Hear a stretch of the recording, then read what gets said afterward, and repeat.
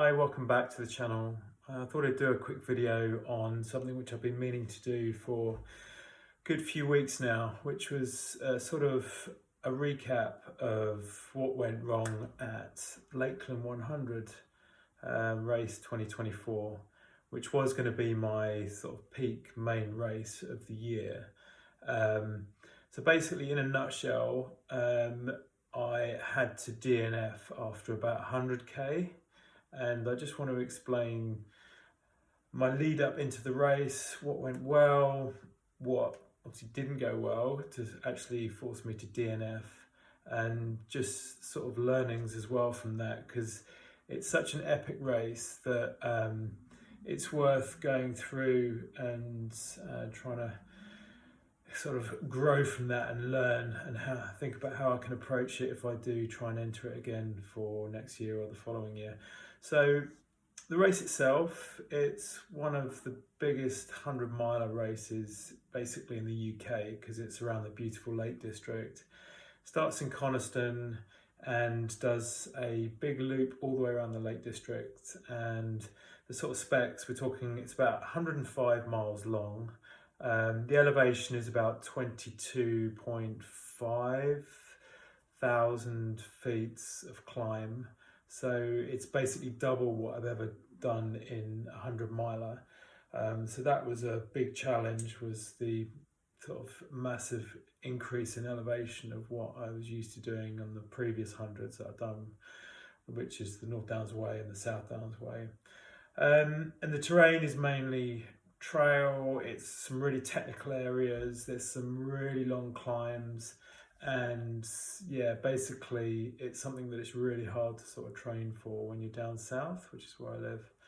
So yeah, if we go back to the training, I put loads of training into this race, especially into, it was race specific, so it was elevation training, just loads and loads of hill reps. So each week I was aiming to do over 10,000 feet of climb, if not into the 12,000 feet. And basically I had an 8-week block after the South Downs Way 100, which I managed to win. So I was feeling confident from that. That one had about half the amount of elevation.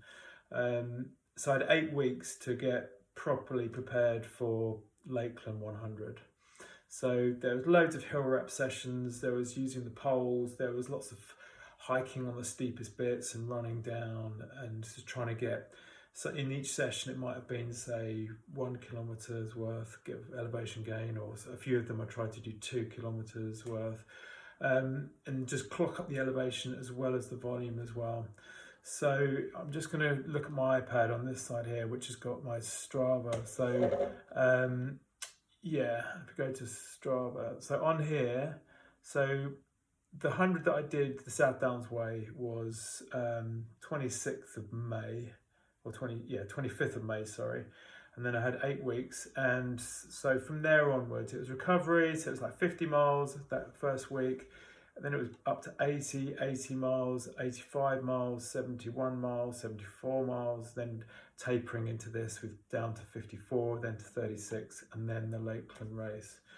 So the mileage was sort of like 80 miles roughly on average on the peak weeks, and then the elevation gain for those weeks leading into the race I was pretty proud of, because I think there was like 12,000 feet, 11,000 feet, 10,000 feet, 12,000, and then it was tapering off for a couple of weeks into the Lakeland race. So I was definitely cranking up the elevation, which was really needed, especially in the first 50k of Lakeland, because it's a tough first start. And so yeah, the race itself, it starts on a Friday night, and it starts at 6 o'clock in the evening on Friday the 26th of July. There's a 40-hour cutoff. Now, I basically went into that race confident that I was going to try and hit the top 10, and I ended up by having to, leading into the race, the week before, when you're tapering, I was trying to bank as much sleep as possible. Now, I picked up a sort of chest infection, or it first started off as a sore throat, then went to my chest, and that was the week before when I was supposed to be getting as much sleep as possible. Now, for 3 days in that week before, whenever I went to bed, I just started coughing because the mucus was dripping onto my chest. I was coughing up. So I basically had broken sleep for 3 nights and had really, really bad sleep. And the times when I was actually supposed to be gaining sort of banking sleep, because the night before you're always going to have a bad night's sleep due to nerves and stuff. So I went into it slightly sleep deprived with a slight sore throat and sort of chest infection, but it wasn't so bad that I felt really rough during the day. But I wasn't 100%. And then when it came to the drive up to the Lake District, my car had problems. A good old Land Rover EGR4 where it put itself into restricted performance mode, which is like limp mode basically. So I was sort of going up there really slow in limp mode, and basically it's a 6.5 hour journey, took 9 hours to get up there. So I was stressed. I didn't know whether my car would get back from the Lake District on the Sunday afterwards. So I was tired from the journey going up there. I had a night in a hotel, bed and breakfast there, which I'd also confidently booked for the Saturday night as well, which would have forced me to finish the race in about 25 hours to dip in and have a night in the bed and breakfast. So I had that ready and waiting for me, and I thought that would be an incentive for me to do it in a pretty good time. So yeah, went into the race. I was more tired than I should have been because of the lack of sleep. I had a slight chest infection. I was stressed from the journey up there, not knowing, and on the morning of the race, instead of sort of relaxing, I was just trying to find a mechanic to try and sort the car out so I could get home back to the Lake District again. Back from the Lake District, back down south again, which is like a 340-mile journey or whatever. So yeah, leading into the race, sitting on the start line, I looked at my Garmin, and my Garmin body battery said 19%, which is, yeah, it was the end of the day, but it's not good to sit on the biggest race of your life start line with that sort of body energy levels from Garmin. So I knew it wasn't that great, but the adrenaline was sort of taking over. So the gun goes off, the weather's fine, it's quite warm during the day. And then, so I went off strong. And as soon as I went off, I was trying to stick to the lead pack, Mark Derbyshire, Gavin Dale, the absolute beasts of the sort of mountain running and sort of Lake District sort of terrain, these guys basically live in those sorts of areas and put in a crazy amount of elevation.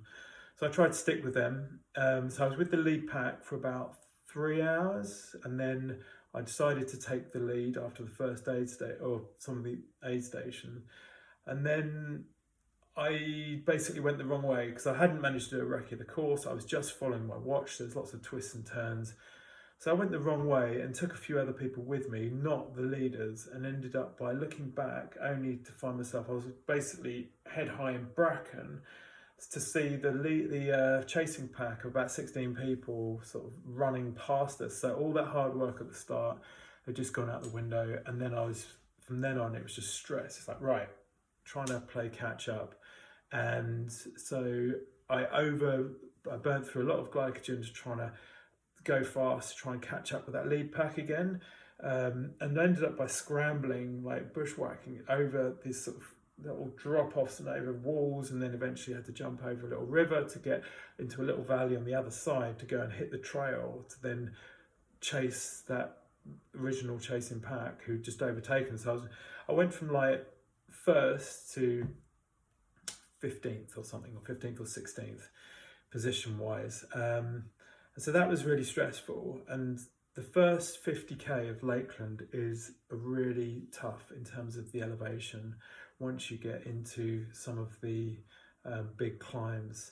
Now these are the climbs that I'm not really used to because they're just so long and continuous, and they go into the night. So 6 o'clock in the evening, maybe 3 or 4 hours later, it's starting to get dark, and you're pushing up a climb which might be 600 or 700 meters elevation gain in one climb. And it's very hard to prepare for that. down south and stuff with just hill reps, which gets really boring.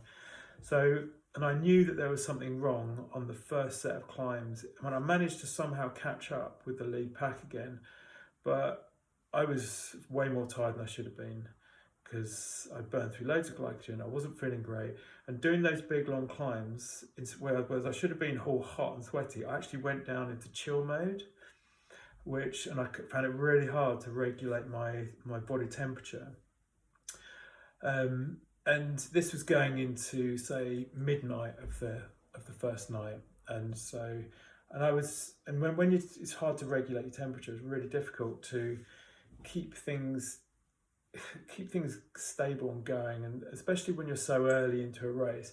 So I hit the aid station. I managed to eventually catch up with the lead pack, but I noticed also that on the descents I probably went out too quickly, and I almost trashed my quads. So when I was going down the hills, which is really technical, my knees and my quads were really, really screaming out. And I noticed people were overtaking me on the descents because I was just almost braking too much and taking it too carefully. Even though I've done all these sort of hill reps and everything like that, unless you actually get up to these places and train in places like the Lake District or Snowdon or whatever, it's very difficult to condition your body to be able to take that amount of pounding if you're going in and trying to be competitive. Now, I stupidly thought that I could basically stick with the lead guys, but that was probably just my small man syndrome and confidence of other races. But the Lakeland is a different beast when it comes down to it, because it's almost like mountain running. So yeah, I hit 50k, I hit the aid station at 50k, I'm chilling down, I'm basically feeling like my throat was sort of swollen, and I was slowly losing my voice. I'd had all this nutrition on me, which I was hoping to use so I could run through aid stations, but and I sat in the aid station and I was ready to DNF. And I was speaking to the people there, and they were just like, it's really early on, you're still in the top 20, just walk out of here, see how you feel. And basically their way of me stopping the DNF was to say that you've got to wait 6.5 hours for a bus to get from whichever aid station it was. I think I've got the paperwork somewhere. There you go. I always do one of these, which shows the aid station, the distance, elevation, checkpoint, all that sort of stuff, and the elevation to it. So this was at, I think it was Braithwaite's checkpoint 5. Now, I was sat there ready to DNF, which is 32.8 miles into the race. So I walked out of there, walked out, and then eventually a walk turned to a jog, and I managed to hook up with some really cool runners and who knew the course, because I started psychologically, that was the hardest thing. Started to lose confidence about my navigation, and two, my health wasn't really up to it, or I wasn't feeling strong, especially on the climbs. So eventually I hooked up with some people and then followed them, and I managed to, a guy called, let me see, it was some really nice runners, but they eventually came, a guy called Wayne came 15th, and another guy came first in his age category, and I think he was about 17th or 18th in the end. Now, I stuck with them because they knew where they were going, and I was just following them. I lost confidence in my watch, the GPX file on that, because I took a GPX file from the previous year's winner. It was Andy Berry, I think, which I shouldn't have done. I should have taken the official one, but the reason I chose that is because it was more accurate when I zoomed in. The sample rate seemed better than the one which was supplied by Lakeland Montaigne website. So I stuck with the two guys. My watch started having problems as well, whereas the GPX file route would just disappear. So I'm there, I was basically tied to these people because they were my guide. I didn't know where I was going. I mean, I had the paperwork, but when your brain's a bit frazzled and you're really not feeling great, you just want to follow this damn GPX file, and it kept on disappearing. So then I had to reload it. But so I was following these people. I managed to get through the night, Still, I was about 14th or 15th position with these two, Wayne and Derek were their names. Really good runners. I mean, basically, Derek had done like a crazy run recently, so he was feeling really, really strong. It was, yeah, which had like 9,000 meters worth of elevation climb. So you're probably wondering what these are, but these are the things they give you, like dog tags. It says, if you find, what does it say? If lost, return this legend to Coniston. That's about all I came out with, because I didn't get a medal in the end because I DNF'd. So, but hey ho. So I managed to get through. I got through to the main drop bag location, which was at Dale, Maine, which is 59.1 miles in, and then wasn't feeling great there. It's daylight the next morning, and then this was at about 9:30 in the morning. So I got through the night. All the way through the night, it started raining early in the morning, about 4 or 5, and then that rest of the day was just constant rain all the way through. So you've got wet feet all the time that you're running. I mean, because there was a lot of rain before that, even though the daytime before was dry, you put your foot into a puddle, which would then go up to your knees almost, so you're running with wet feet, so you've got that, and it's another challenge there. So yeah, I ended up by getting to Dale, Maine, the main drop bag, changed my shoes, and then ran to Howtown, which is at 66.2 miles. Now, the descent down to there it felt like it went on forever. I mean, my knees were a bit shot, I was feeling rough, I lost my voice, and Wayne and Derek, basically, once Derek realised that he was in first position for his age category, he stepped up the pace, and so did Wayne, and I had to let them go. And so even though I was ready to DNF at 50k, I managed to get over 100k out of it, and then I DNF'd at Howtown, which was at 66.2 miles, because in the back of my mind it's pissing down with rain, I've got another 40 miles to do, it's all like 11 or something in the morning, and I needed to get back to the hotel, and I managed to. There's another person who DNF'd at that aid station, so luckily his dad drove and gave us a lift back to Coniston, which is at the start line, and then which was amazing. I managed to get a lift back. I tried to live out the experience as best I possibly could by going to the awards ceremony afterwards and sing, and it was a proper amazing party atmosphere. I mean, I'd like to do it again, but I mean, it kind of leads into the learnings, really, because it's such an epic landscape and location. It's just absolutely beautiful, and a lot of it you can't actually see because it's going through the night, but there's some amazing views, especially when you're going right up high up into the mountains, and you look back and you're just in the middle of nowhere, and it's so yeah, it was a good experience. I'd learned a lot. I did 100k recce of the course, but I probably will do it again one day, but I would approach it differently. I wouldn't go in there hoping to win it or come in the top 10, because it's so specific, that sort of mountain running, and some people who sort of live around those areas have got a massive advantage because they're used to that sort of elevation and terrain. I mean, I thought I was doing well for the year with, say, 250,000 feet's worth of elevation gain for the year to date, whereas the leaders are up in like 400,000, like nearly 500,000's worth of feet of elevation gain to that point in the year. So, and then I checked where they live, and yeah, it'll be like Ambleside or Snowdon or wherever. It's up in the lake, in Wales and stuff. So yeah, learnings. Yep, main learnings. It's really hard to train for those sorts of events, so I'd need to go and do a lot more recce's of places like there, ideally the Lake District itself, or places like in Wales, like Snowdon Range. Basically, also another learning is not to go out too hard, because it will bite you in the ass, especially with the ascents and the descents, because you'll trash your legs too early on. Now, people like Mark Derbyshire and Gavin Dale, they are a different league when it comes to descending. They will fly down the descents and make it look so easy without putting on much braking forces. And they're just so used to descending, and that's where they make up their speed and pace, is by descending, and their heart rate goes down. Whereas unless you're trained to descend on those sort of technical terrain, it's really, really difficult to do.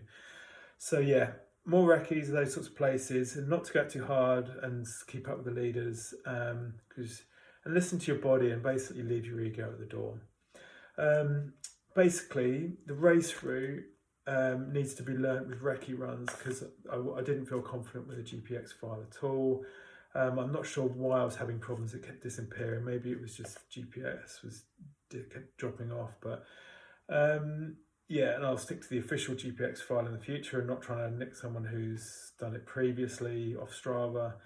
I just basically look at completing the course, and then once I know the course, then I can look at ways of doing it quicker and making those marginal gains, and then think about being competitive. But the first time doing a course like that, it's really difficult to go in there competitively, because you're going out guns blazing and it'll end in problems.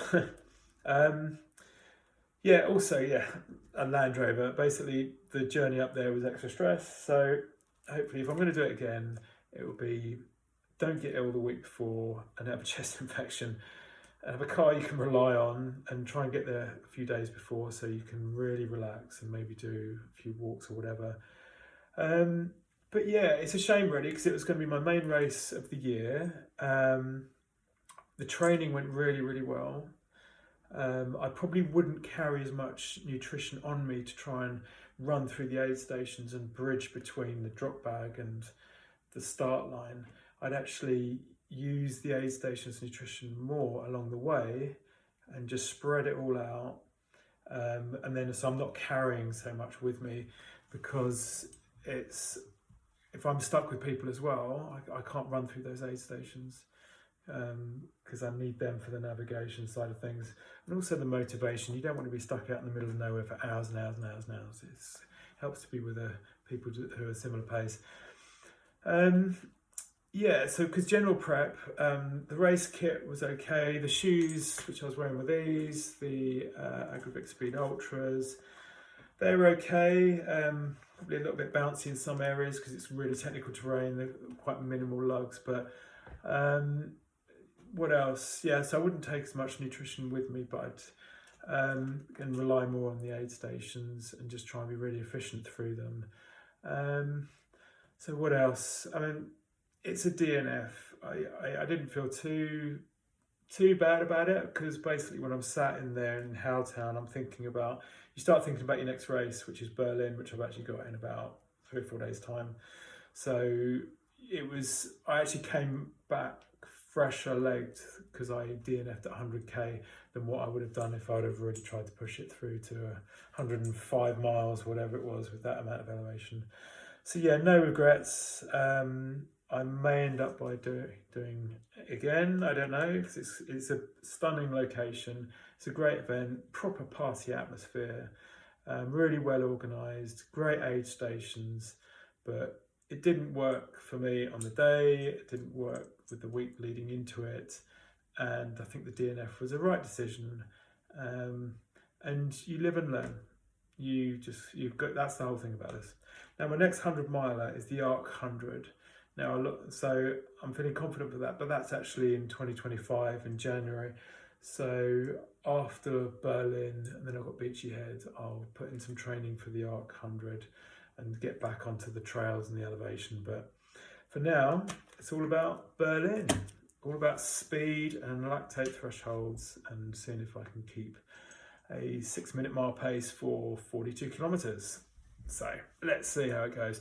Anyway, thanks for listening. I know it's gone on for a while, but I wanted to do a video just explaining why I did the DNF and looking at the positives from it, because it's all about learning and enjoying it and the longevity. So hope your training's going well. Thanks for listening, and tune in for the next one. Thanks, bye.